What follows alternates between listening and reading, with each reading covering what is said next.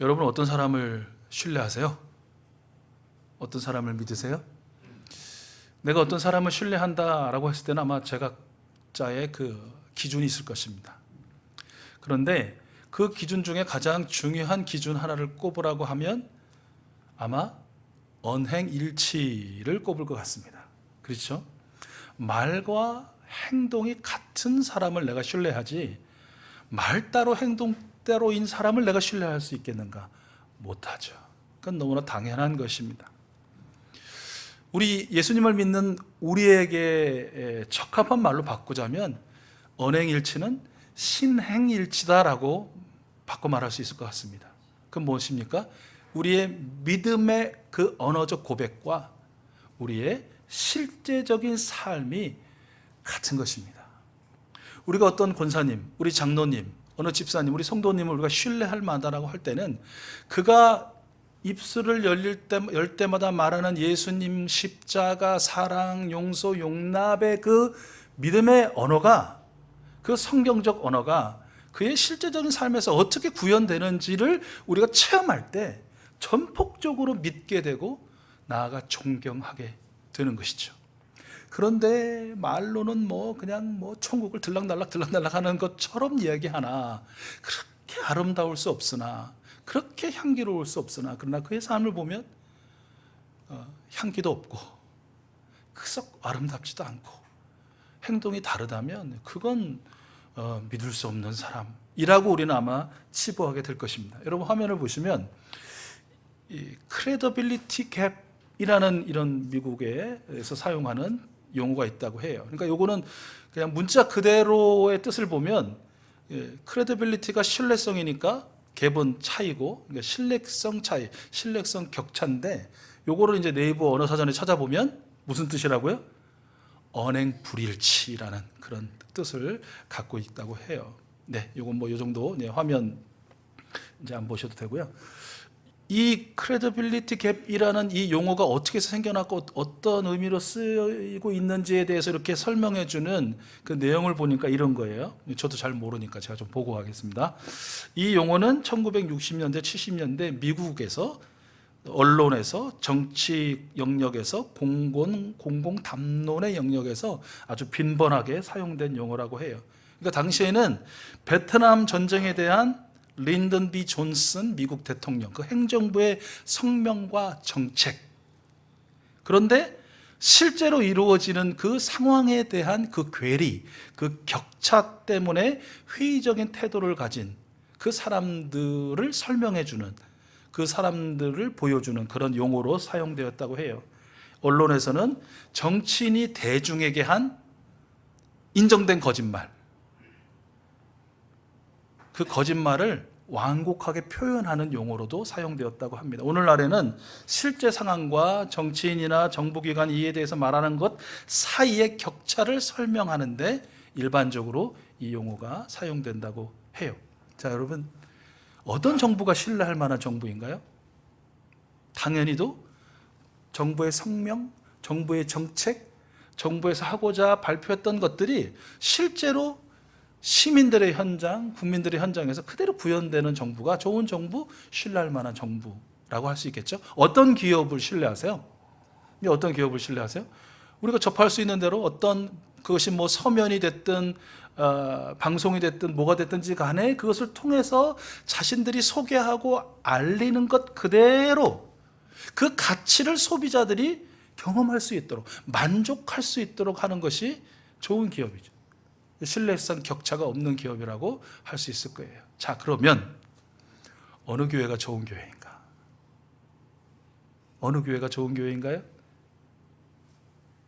마찬가지로 앞에서도 말씀드린 것처럼 교회들이 고백하는 그 믿음의 언어가 저들의 실제 삶 속에서 이루어지고 실현되어지고 열매를 맺어가는 교회, 그 교회가 신뢰할 만한 교회, 그 신뢰성 격차가 없는 교회다라고 그렇게 말할 수 있을 것 같습니다.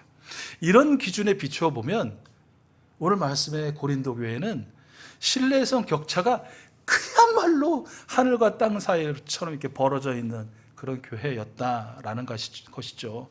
고린도서 1장 우리가 쭉 말씀을 살펴봤는데 1장에서 사도 바울이 고린도 교회에서 그렇게 인정해요.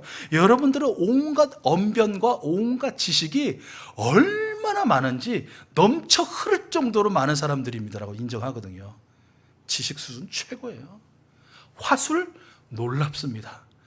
껌뻑 그냥 주고 넘어간다는 표현 있잖아요.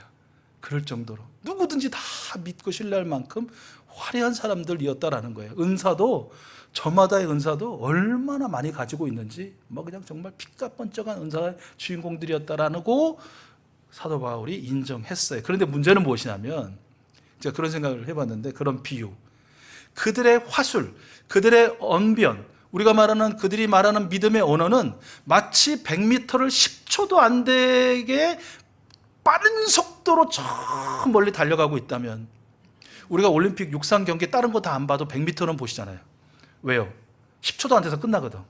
다른 거는 막 긴데 막 몇 차례 하고 막 이런데 뭐 그야말로 탕 하고 총성이 울리는 순간 얼마나 내달립니까? 마치 그들의 이 믿음의 언어라는 거 그 속도로 달려가고 있는데 실질적으로 그들의 삶을 보니까 아직 출발선에 서지도 못한, 출발선 뒤에서 니기적거리고 있는 그런 모습처럼 사도 바울에게는 보였다라는 것이죠. 그래서 바울이 계속적으로 지적하고 끊임없이 회개를 촉구할 정도로 교회 안에서 분쟁하고 분열하고 저마다 왕이 된 것처럼 왕노름에 빠져버린 그 교회를 향하여 사도 바울은 그 안타까움을 계속해서 표현하고 있는 것이죠. 사랑을 노라면서 싸우고 십자가를 말하면서 왕관을 탐하고 예수님을 전하면서 사람을 앞세워 분열하는 고린도 교회야말로 그 신뢰성 격차가 어마어마하며 사람들에게, 특별히 믿지 않는 사람들에게 전혀 신뢰할 수 없는 그런 사람들, 그런 공동체로 비춰졌다는 것이에요. 그래서 바울은 마지못해 참다 못해 이렇게 경고하는 것이죠. 화면 보시고 오늘 18절 19절인데 제가 읽어드릴게요. 여러분 가운데서 내가 다시는 여러분에게 가지 못할 것이라고 생각하여 교만해진 사람이 더러 있는데, 사도 바울 다시 볼 사람 아닌데 뭐 못 올걸? 이렇게 생각하는 사람이 있었다는 거예요. 그런데 주님께서 허락하시면 나는 속히 여러분에 갈 것입니다. 내가 꼭 갈 거라는 거예요. 반드시 주님께서 허락하실 거라는 거예요. 가서 뭐 할 거냐? 내가 가서 그 교만해진 사람들에 대해 알아볼 터인데 그 사람들의 말이 아니라 얼마나 말을 잘하고 얼마나 논리적이고 얼마나 지식적인가 아니라 그 사람의 능력을 알아보겠습니다 라고 말하고 있어요. 그러면서 20절 말씀을 선포한 것이죠. 우리 함께 중요한 오늘의 핵심 말씀이라고 할 수 있으니까 같이 읽을게요. 시작. 하나님의 나라는 말에 있지 아니하고 능력에 있습니다. 다시 한번. 하나님의 나라는 말에 있지 아니하고 능력에 있습니다. 이게 말은 무슨 뜻인지 알겠는데 여기서의 능력은 어떤 능력일까라는 것이죠. 전능하신 하나님께서 다스리신 하나님의 나라는 지식과 화술의 경연장이 아니라는 것이에요. 어떻게 보면 설교의 경연장이 하나님의 나라가 아니래. 그럼 무엇이냐? 하나님의 나라는 능력의 장인데 그 능력에는 어떤 능력이냐? 예수 그리스도를 영접하고 예수님을 닮아 살려는 사람들의 변화된 성품과 인격이 만들어내는 그 실제적인 행동, 그것이 바로 오늘 말씀에서의 능력이라는 거예요. 우리가 능력 그러면 돈 많고 힘세고 뭔가를 할 수 있는 권위를 가지고 있고, 아니에요. 오늘 말씀의 능력은 예수님을 따라 살려고 애쓰다가 그 성품이 변화되고 그 기질이 변화되고 그의 삶이 바꾸어져서 나타나는 열매와 같은 것, 그것이 바로 능력이라는 거예요. 주는 그리스도시요 살아계신 하나님의 아들이십니다. 우리 교회, 제가 이번에도 목회자 컨퍼런스 가가지고 가정교회 저녁 때마다 이제 6명씩 짝을 지어줘서 육격줄 기도회라는 거 하거든요. 그러면 이제 이렇게 소개를 하잖아요. 저는 너무 편해요. 대한민국 유일한 이름이에요. 적어도 네이버에서 익숙소 교회를 치면 다른 데 안 나옵니다. 우리 처음 교회를 시작하신 우리 믿음의 선배님들께서 어쩌면 그렇게 TH 발음을 보통은 티귿 해서 익투스라고 하는데 그래서 어떻게 시옷받침을 한글로 표기할 생각을 하셔가지고 익수스 교회는 적어도 대한민국에서 유일한 교회. 그거보다 중요한 게 있죠. 유일한 게 중요한 게 아니고 교회 이름이 물고기란 이름이고 뜻이고, 그러나 그 진정한 의미는 우리 주님은 살아계신 하나님의 아들, 구주이십니다 라는 그 고백이 담겨 있는 거예요. 근데 그 교회의 교인들은 어떤 사람들이냐? 그걸 아는 사람. 그래서 그건 너무 자랑스럽고 대한민국 유일의 교회에 내가 교인이다라고 우쭐대는 게 아니고 그것을 알았으면, 베드로 그렇게 고백했을 때 예수님이 그에게 말씀하신 것처럼 누구든지 나를 따라오려거든 자기를 부인하고 제 십자가를 지고 나를 따라오너라 라는 이 예수님의 말씀에 아멘, 아멘. 익수수의 이름을 가슴에 새겼다면, 익수수의 이름이 우리의 심령에 새겨져 있다면, 나를 부인하고 자기를 부인하고 나를 따라오라고 하는 그 예수님의 권유에 그 내미시는 손길을 붙잡고 같이 가는 거. 이게 바로 능력이에요. 이게 바로 능력. 하나님의 나라는 이러한 능력이 펼쳐지고 나누어지는 삶의 장이다라는 것 꼭 기억하셨으면 좋겠습니다. 세상 모든 사람이 변화되어야 된다고 말합니다. 바뀌어야 한다고 주장합니다. 그런데 문제는 무엇입니까? 변하고 바뀌는 대상에 나는 안 들어간다는 거예요. 너 바뀌어야 돼. 저 사람들 변해야 돼. 막 이렇게 막 손가락질을 막 하는데 거기에 나는 안 들어간다는 것이죠. 나 말고 당신이 변해야 되고 당신이 바뀌어야 한다. 이 말은 뭐냐면 내 행복을 위해서 당신이 변화되어야 된다는 거예요. 당신이 바뀌어야 된다는 거예요. 내가 불행한 이유가 뭐라고? 당신 때문이야. 당신이 안 변하기 때문에 나는 행복하지 않고 불행해 라고 세상은 말하고 있다는 거예요. 그러나 예수님을 믿는 사람은 다르지요. 하나님의 나라를 사는 사람은 구별됩니다. 어떻게 해요? 당신의 행복을 위해서 내가 변하겠습니다. 편을 선택하는 거예요. 그리고 행동합니다. 세상 사람들은 그러겠죠. 말도 안 되는 소리 하지 말라고. 말도 안 되는 소리. 세상 이치가 다 give and take. 주면 받아야 되고 take and give. 또 받았으면 내가 주는. 최고의 가치는 뭐야? win-win. 나 살고 너 살고. 이게 당연한데 뭐라고? 당신의 행복을 위해서 내가 변해야 된다고 말도 안 되는 소리 하지 말라고 할 것입니다. 당신이 바뀌지 않는데 내가 왜? 라고 말할 것입니다. 왜죠? 이 질문에 우리 익숙 가족들 무엇이라고 대답하시겠습니까? 내가 왜 변해야 돼? 내가 왜 바뀌어야 돼? 왜? 예수님 때문입니다. 다른 이유 없습니다. 예수님 때문입니다. 여러분, 나라는 존재가 어떤 존재입니까? 여러분은 어떤 존재입니까? 어떤 사람입니까? 제가 더 이상 부연하지 않겠습니다. 그런 나를 위해 나를 용서하시고 나를 하나님과 화목하게 하시려고, 나를 행복하게 하시려고 우리 예수님이 십자가를 지셨기 때문입니다. 오늘 다시 예수님을 십자가에 못 박기를 아무렇지 않게 반복하는 여전한 죄인된 우리를 위하여 예수님 보혈을 쏟으셨기 때문입니다. 세상은 자신을 위해 너의 변화, 그래서 나의 행복을 주구장창 주장하지만 우리는 예수님 때문에 나의 변화, 당신의 행복을 추구하고 그렇게 살려고 노력하는 사람들, 이것이 능력의 사람들, 하나님의 나라를 사는 사람들이라는 것이죠. 여러분, 목사라는 그 직임을 가진 사람과 그의 부인은 싸울까요? 안 싸울까요? 안 싸울 것 같으시죠? 안 싸우긴 뭘 안 싸우면 그러시 속으로 다 겁나게 싸웁니다. 여러분이 싸우는 만큼 싸우고 어쩌면 그 이상 싸울지도 모릅니다. 그 이상 싸우는 이유는 아시죠?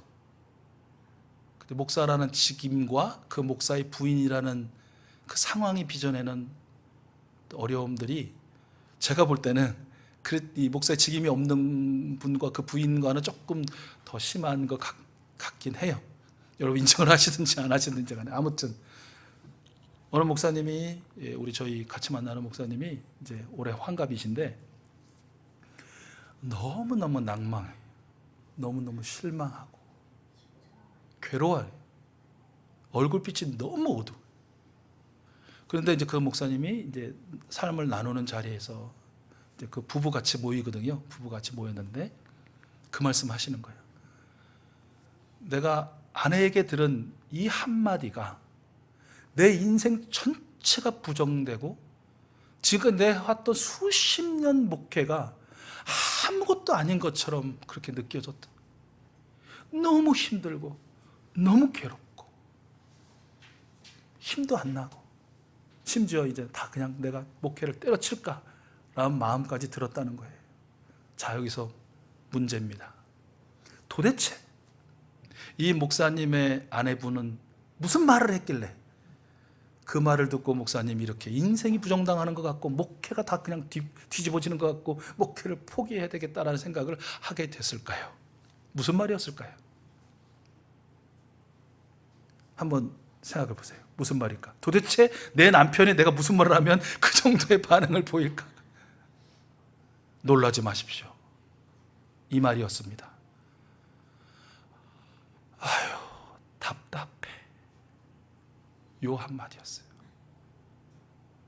아유, 답답해. 이 대단한 말이라고 느껴지세요? 이것이 막 여러분 마음에 막 비수같이 꽂히시고 막 이것이 막 정신병을 일으킬 만한 막 혼란스럽고 막 어지러운 말이라고 생각하세요? 아니죠. 어떤 생각이 먼저 드세요? 아, 뭐 그런 말 가지고 답답하니까 답답하다고 했겠지.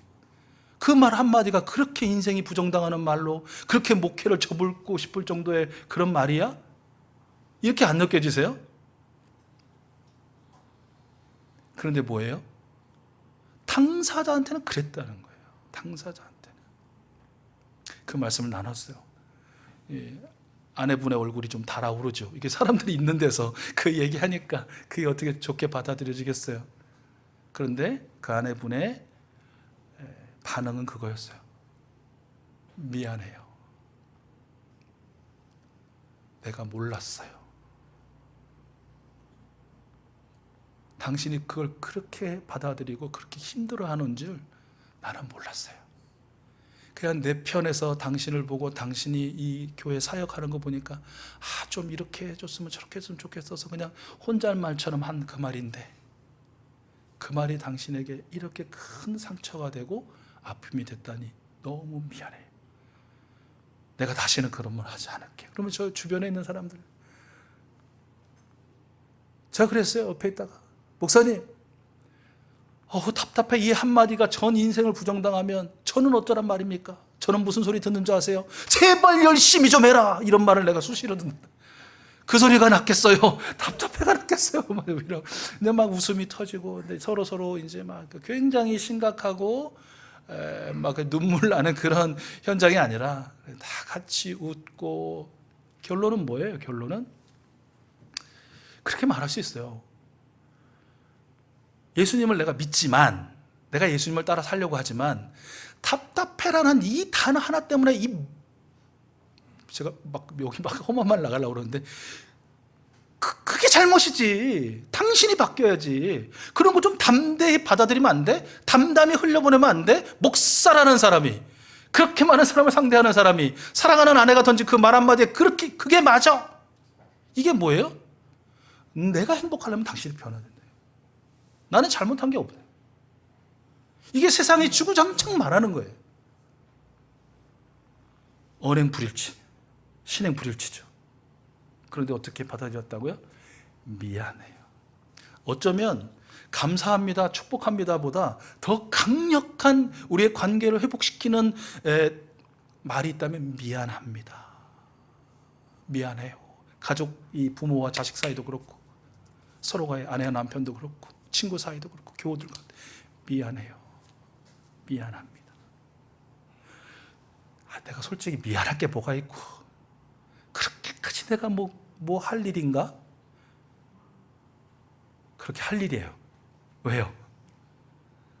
예수님 때문에 나의 주, 나의 하나님, 예수님 때문에. 예수님 때문에. 우리는 온갖 불신으로 가득 찬 세상을 살아가고 있습니다. 특별히 앞에서 설명드린 그 용어, 신뢰성 격차가 이루 말할 수 없을 정도로 벌어져 있는 어두운 현실을 지나고 있습니다. 그런데 아시죠? 어둠이 짙을수록 아주 밝은 빛이 아니라 작은 촛불 하나, 아니 성냥개비 하나 붙은 불 하나로도 충분히 그 어둠을 물리칠 수 있다는 거. 무슨 말입니까? 이 사회가 이 모양이니까 그냥 우리도 그냥 묻혀가자. 언행불일치, 신행불일치.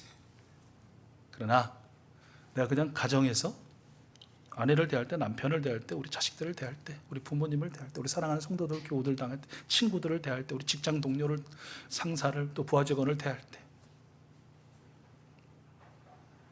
말이 아닌 예수님 따라 사는 그 삶의 실체를 통해서 우리가 실천해 갈 때, 나아갈 때, 그것이 바로 우리 교회의 모토이기도 한 그리스도의 사랑으로 세상에 천국을 비추는 하나님의 능력이 되는 것입니다. 나의 변화, 당신의 행복을 추구하는 하나님의 능력의 주인공들이 우리 익숙 가족들 되셨으면 좋겠고요. 그래서 조금 더 우리 함께 찬양하며 기도했지만 우리 가정이 황무지와 갔다가도 어디 막 가시 같은 것만 막 있다가도 신행일치의 삶과 나의 변화, 당신의 행복을 추구하는 삶을 통해서 꽃이 피어나 꽉 닫혀있는, 하늘 향하여 감히 얼굴도 못 들고 기도하지도 못하게 꽉 닫혀있는 그 하늘 문이 좀 활짝 열리고 주님의 은혜가 부어지고 우리는 주님을 향하여 찬송과 기도의 향기를 올려드릴 수 있는 우리 가정들, 또 우리 교회, 여러분이 속한 공동체 되었으면 좋겠고, 오늘 한 주간 꼭 이 말씀의 은혜를, 축복을 경험하는 여러분 모두가 될 수 있기를, 우리 모두가 될 수 있기를 간절히 소원합니다.